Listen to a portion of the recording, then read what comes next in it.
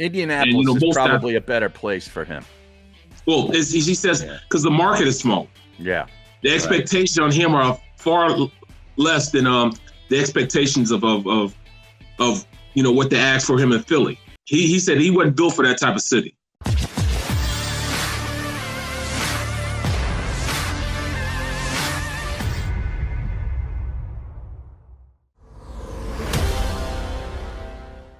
We are live on a football Friday, we think, because so much has happened in the last couple of days, couple of hours here, and a couple of minutes for that matter, with regards to this whole COVID nonsense with the NFL. That I don't even know if we're going to have a game on Sunday now. There's talk that this might be moved to Tuesday. Things will be happening right here as we speak on this show. I guarantee you there will be developments with regards to some other player being added to the protocol list. I saw Taylor Heineke, Washington's starting quarterback, is now on the list as of about an hour or so ago. And wow. It's just pure madness, Barrett. I mean, I'm glad you're in Fargo, North Dakota, where I don't think they have COVID. I don't think they ever had COVID up there, because you're going to have a football game, tonight or tomorrow? Tonight is 9 o'clock, 9:15 Eastern time. You got to watch it. This is a great game. FCS semifinals. This is actually the championship game, man. You got North Dakota State, who's won 2 championships in a row. Carson Wentz is old school. Then you got JMU, another perennial in FCS that's hopping and making the jump to FBS. So, and they're the only team that beat them the last 3 years. JMU's the only team to beat them the last 3 years when they won a national championship 3 years ago. So this is a big time game, man. I'm good. I got your boy West Durham. These are good teams. That's right. West Durham. Now, have you met Wes yet? Yes. Yeah. Okay. We've been hanging out. Oh, nice. So when did you let's bring everybody up to speed, and then we'll get to all the COVID stuff. I got a couple of good tweets here from Mark Maskey, the NFL reporter for the Washington Post, does a great job, and he's got it, is updating this stuff as it happens. I'll read those. But first, let's bring people up to speed on what you've been doing for the past 48 hours. We chopped it up, me and Sills, for 2 days talking NFL, but we're glad you're back for a football Friday, man. Right now I'm just I'm really just freezing my my cojones off. Oh, is that right? What's the temperature up there? It's 7 degrees outside during the day. 7. Yeah, what? 7 degrees. What are you on the North Pole? Right, and it's minus at night. It's like -1 at night. I got up early this morning because I didn't have anything to put my phone on, so I could, because I can't use my computer. I have to use the internet's not good with up here. Picture that. So I'm using a service with the phone. And I'll tell you what, bro. I went to get up this morning, got up at 8 o'clock, went outside. I turned the car on and I let it warm up. I came out 45 minutes later and it still didn't defrost the windows. That's how cold it is here. Wow. It was only halfway defrosted. It is freezing up here, bro. Freezing. That's incredible. So it goes below 0 at night. Oh, yeah. They said this is warm here right now. This is usually colder than this. They said it's been a hot winter. Dude, that's insane. I don't know how people live like that. I really don't. They're much tougher people than me because there's no way I'd survive it. It's the nicest people in the world, Mo. Everybody says hi, bye. We went to eat at this restaurant yesterday. It was pretty good, man. It was a bar restaurant. It's owned by one of the North Dakota backers here. He played football here. It's his bar. I forget the name of it, man. That's terrible. But great food. They had this they call it white chili. It's chicken chili. Okay. And they don't use tomatoes. They use like the yellow tomatoes. Okay. And make this chili. Jeez. Pretty good, man. Pretty good. And then I ate I'm in the middle of the country. I'm in God's country. Right. And how about I ordered the shrimp tacos? No way. Only you would go to the middle of America where it's freezing and there's no salt water anywhere near you, and you would order shrimp. Yeah, shrimp taco. They were good, man. But I did have a bison burger. Okay, that's what I was going to get to. You had the bison. How was it? But they call it a boom boom burger. It's not just bison, though. No. It's called a boom boom burger. Now, the boom boom burger has a big big slab of, a big patty of bison. Right. But they also put pulled pork on top of that. Well, they put the cheese in there, pulled pork on top of it. Then they put this boom boom sauce, like a mixture of that, that boom boom stuff you have on shrimp, but it also has like a barbecue kind of taste to it. Amazing burger. Like the bang bang shrimp or whatever they call it, right? And then it had coleslaw on the top of it. Oh wow. It was amazing. Sounds like heart disease on a bun. That's exactly what it is. You only live once, right? That's right. Yeah, I mean, if I was in Fargo freezing my tuchus off, I would definitely want to test out some bison. Oh no, quite. But look, then they had sweet potatoes, right? Sweet potato fries. Yeah. But the dipping sauce was like a maple walnut / some kind of, was it like a syrup? I don't know what else they had in it. But it was good, man. Really? It was good, bro. I'm not a big fan of the sweet potato fry. I know they're healthier for you, they're better for you, but I just don't like the taste. I'm not either, but I just tried it on a whim. And then I had the fried pickle. They were fried pickle fries. Oh. They were pretty good, too. Now, you got a big box of donuts in your room right now. You're feasting on these donuts. You were showing us before the show. It looked like there might have even been some bacon bits on top of one of these donuts. Hold on. Yeah, we got to see. So I got a 6-pack. I'm gonna see if you can make sure. Oh, we can see it. Oh yeah. So I got a half dozen. Right here, you got the maple bacon. This is the cherry something here. This is a caramel / almond. Oh, this is actually not apple fritter. But blueberry fritter. Nice. Then I got the regular, chocolate, and then I got the twist. A twist. Is that a glaze? Is that a glaze on the twist? Yes. Pretty good. Yes. In fact, let me take you on the tour. I'm at the Candlewood Suites. Candlewood. Okay. This is high dollar stuff here in North Dakota. Yeah, you got like a full kitchen in there, huh? Right. Then I got about 3 coats sitting here because you can't go outside just doing anything, bro. Right. It's definitely cold. Is there snow on the ground? Only a little bit. Okay, yeah, there's a little bit of snow. Oh man. So they said it was like a squall that came through and dropped a couple little snow. The airport's right over there. I can walk to the airport, and the dome. I can actually walk to the dome. We're actually walking. It's 2 parking lots to the dome. Is that right? Yeah, so we're walking across the street to the dome, but we got to walk there at 5 o'clock. So it's probably going to be around 2 degrees. Have you been in the dome yet? No. Oh, okay. I didn't go anywhere but outside my door to go get these donuts, and I came right back here. What do you have the heat set at in the room? I have it at 72. Okay, that's 72.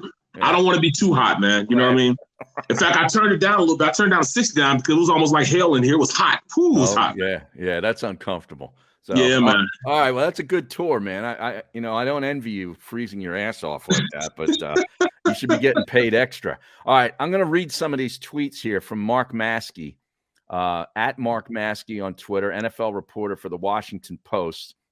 He says, 37 minutes ago, even more important now for teams such as Washington, Cleveland, Los Angeles Rams, a vaccinated asymptomatic player can return to team activities and play with 2 negative tests taken at the same time as soon as the next day, or based on measures related to the viral load. I have no idea what that means at the very What is that? Yeah, what does that mean? I have no idea. I'm not it's almost like you need to be like an immunologist or something. I have no idea. But so who's all out right now for the Birds? The Birds, the last I checked, it was only like Quez Watkins and maybe 1 or 2 other players. They don't really have a lot going on. It's Washington who's just decimated. Let me check here. Philadelphia Eagles. Is anybody up there talking about this? No, not really. No. They don't talk about anything but their Bison, bro. Is that right? I understand why Carson is the way he is. He is very sheltered here. Yeah. They don't like to talk bad about Carson here, bro. Is that right? Oh man, they don't, because I was talking to him about my experience with Carson and him being up here in Philly, and the Philly fans, and of course, everybody was like the Philly fans. I'm like, oh, I have a different relationship than what most Philly fans had when I was up there with the players, and it wasn't just the management that Carson was messing up with, but he's just a different type of guy. And it's like, but he has to be in a controlled environment. Right, you know what I'm saying? right. Like Yeah. he has to be able to, go and leave when he pleases. He don't want to be around a lot of people, even without this COVID stuff. He wasn't a guy that could just be around. He's not that type of guy. Indianapolis is probably a better place for him.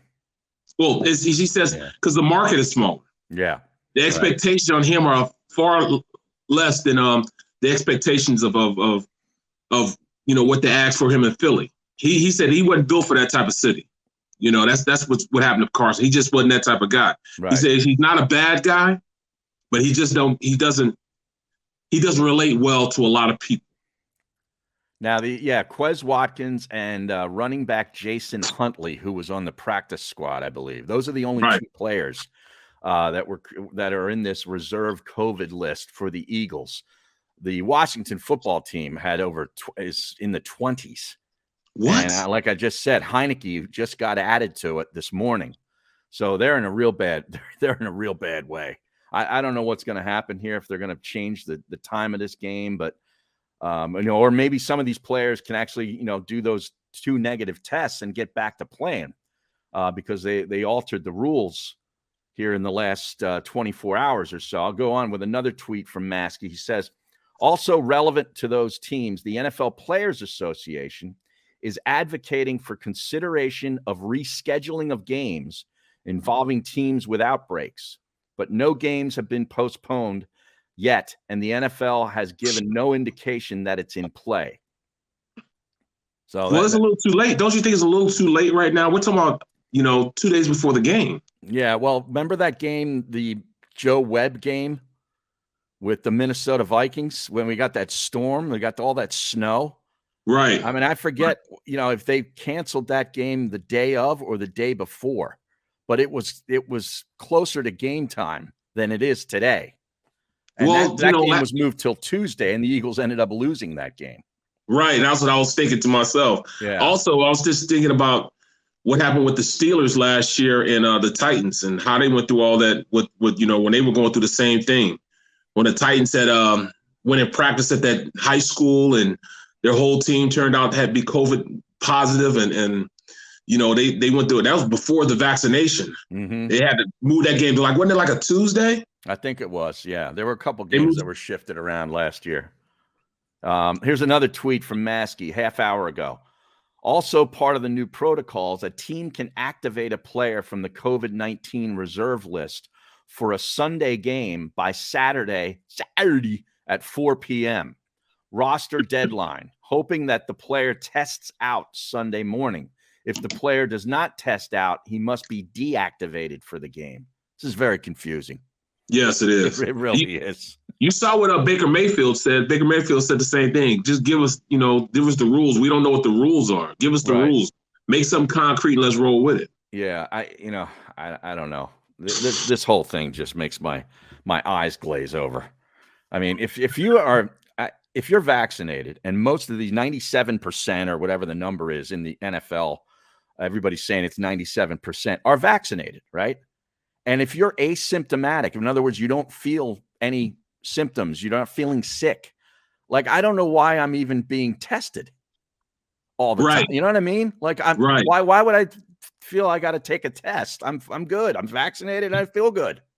It's just mind-boggling to me. Well, you take the vaccination so you don't get the severity of what having COVID does to you. So that's why you got the vaccination. So if you do have, you're not going to feel sick. Exactly. Yeah. Or it's going to be minimal, Right. I don't know. Did you see any of the game last night? No, I didn't. Oh, yes, man. I did. Yes, I did. Yes, I did. I watched in the restaurant, though. Okay. Did you see the situation, very scary situation, when Donald Parham in the back of the end zone in the first quarter No, I didn't see. I saw from the second half on. Oh man, it was a crazy beginning of this game. You had the kickoff return, and then they had the one drop pass in the back of the end zone. Then they one on fourth down. This coach for the Chargers he's nuts. He goes for it like on every fourth down. They were 2 of 5 on fourth downs last night. He cost them the football game. I mean, they had a fourth, 2 for 5 on fourth. They had a 4th and 2 from the 28. He went for it. They had a 4th and 1, 4th and goal from the 1, went for it and didn't get it. And a 4th and goal from the 5, went for it and didn't get it. He kicks one field goal there. The game's over. They don't go to overtime, right? You saw how they got back into the game at the end of the game. Yeah. It was incredible, back end of the game, man. I couldn't believe it. I mean, remember that you saw that pick that what's his name? The Chargers had? Mm-hmm. Unbelievable catch. But getting back to Parham's injury, he's in the back of the end zone. He's open. Herbert throws in the ball. It gets it right in his hands, and he's at the very back of the end zone. And he falls awkwardly and bangs his head on the field, like on the ground. Uh-huh. Never caught the ball, and he's like laying there, and obviously was immediate concussion. And the cameraman for Fox was like 2 feet away from him, comes up and basically puts the camera like right inside his helmet, like you could see his face. It was scary as hell, right? He's going, he's having like a. What almost looked I just saw it. He's like this. Almost looked like he was having a seizure or something. Yeah, his hands were like that, and you could see his eyes were all messed up. Like it was really scary. They bring the cart out for the guy, put him on the cart, and take him out. And his hands are shaking on the cart as he's strapped in. Okay. Well, I sent Xander the audio and the video. I don't know if we can play the video. Maybe we can just play the audio portion of it. But Joe Buck, who I like, screwed this up royally. I want to play the audio because he needs to be criticized severely for this. What do you say? Well, I want you to hear it live. If Xander can get it for us and play it here in the next couple minutes, it'd be good because I'm a Joe Buck fan, and I know his spotter is a friend of mine, and I texted him immediately. I go, bro. I said, is he serious? Like, yeah, he didn't get back to me. I didn't think he would, but it was embarrassing, really embarrassing. And if Xander, let's see if we can play this here. He said we don't think we can play. We can't play the audio either, because I know we probably can't play the video. I get that because YouTube will like flag it or whatever they do, and then the whole show gets scrubbed, and we don't want that. But he basically said, I'll read it for you. I'll go get the tweet and I'll read it. And if we can play the audio, we can. If not, we can't. But this was really bad. Let me find it. Excuse me. Maybe I'll just have to go into my email and I'll get it. I apologize. But yeah, if you didn't hear this live, I mean, it was just awful. All right, here we go. It was an Instagram post that I sent to Zan. Oh no, that's not it. God damn it. That was from yesterday. He's basically said that we don't want to speculate, and then went ahead and speculated on the injury. I swear to God. All right, here it is. I got this from Chris Nowinski, who was some PhD that used to be in pro wrestling. Here it is. Getting a lot of text messages, family and friends about that scene with Mark and Junior. The last thing we would ever do is speculate about any injury, especially that type. But when you see his arm shaking and his hand shaking on his way out, that's the part that's most unnerving. I will just add this. It is very cold, at least by Los Angeles standards, down on the field. Hopefully that is more the issue than anything else. So there he goes. He says, we don't want to speculate about injury, especially something like this. But when you saw him being carted off the field and his hands were shaking, I will tell you that it's very cold here as far as for LA. So he's basically saying, I'm speculating maybe he's shivering because he's cold. Are you serious? Come No, he on, didn't. bro. Come on. Yeah. Yeah. Give me a break. Like Barrett is cold right now. Right. Okay? It's 2 freaking degrees in Fargo, North Dakota. He just banged his head. He's not worried about freezing right now. He's not cold. Oh. That's nerves. I couldn't You know what I mean? believe it. I'm like, are you serious? Joe Buck is not a fan of most people in Philly. Just put it like that. Oh, I know, and I never understood. I think he's really good at what he does, but that was ridiculous. Oh, he's great at what he does, and that's the problem. That was ridiculous. You can tell he's a Dallas fan, though. You know, he hypes it up, bro. He is. He's from St. Louis. I know, but he's a Dallas fan. You could tell. You think so? I think so. I think so. You don't think he's just sort of playing it up with Troy Aikman because Aikman was a Cowboy? You think he's a fan of the That Cowboys? might be the case, but the way he gushes over him is ridiculous. It's ridiculous, bro. Oh man, I thought that was really out of line. I can't believe he said that he's cold. It's cold here. He might be cold. Like we can't speculate. We shouldn't speculate, but now I'm going to go ahead and speculate. Come on, bro. You got to do better than that. But yeah, this Brandon Staley, these analytics driven coaches, he's just insistent, and he dug in after the game because he was questioned about it. As you'd think he would be. He blew the game, in my eyes, and he stood by it. He would do it again. This is what they do. This is who they are. He's shown that, though. He's shown that time and time again. Right. I know he's won with it. I know, but I mean, what do you think? Would you have gone for it at 4th and goal from the 5? No, not from the 5. It'd have to be like that, the 6-inch line or something like that. But no, Yeah, I mean, 4th and 2 from the 28-yard line. Would you have done that one? No. I mean, that's a 45-yard field goal. Now, if your kicker stinks, if you don't have a kicker in the NFL that can make a 45-yard field goal, you've got a problem. Definitely. Right? Definitely.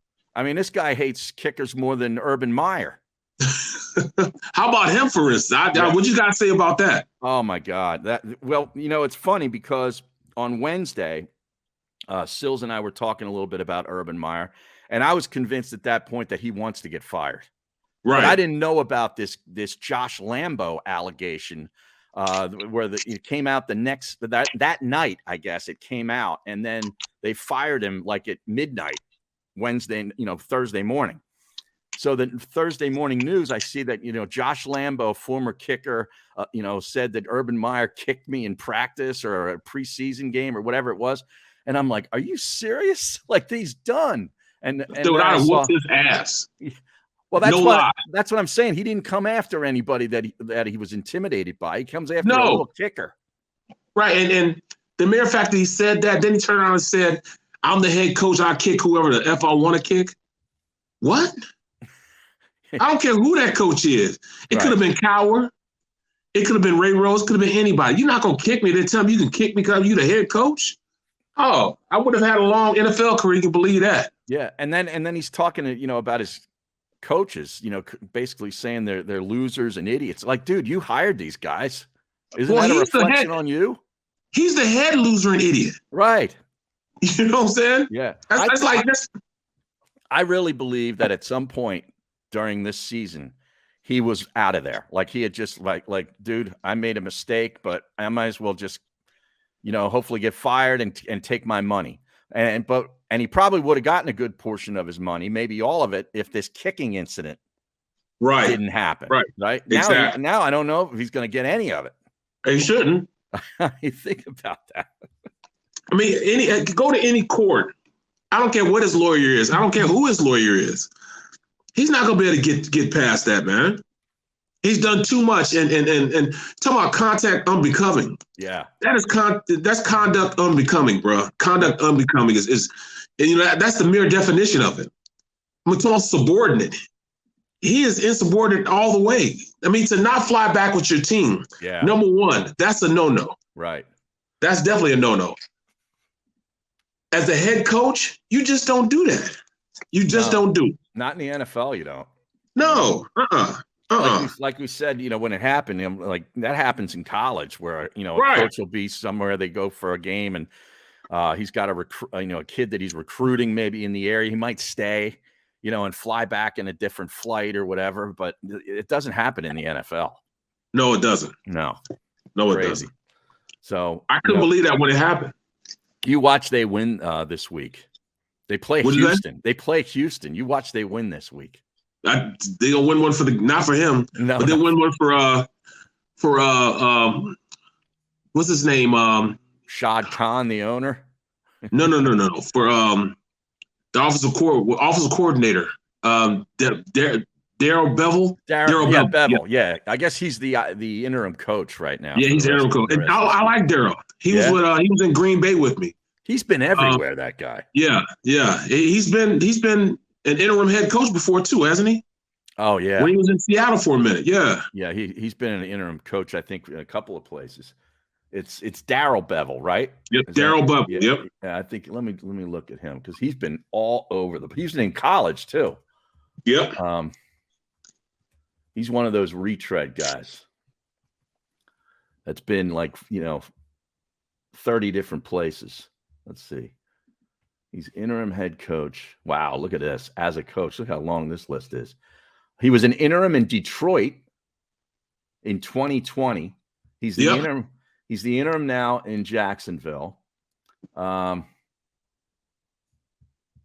doesn't look like he was the interim in Seattle. He was the offensive coordinator for six years in Seattle.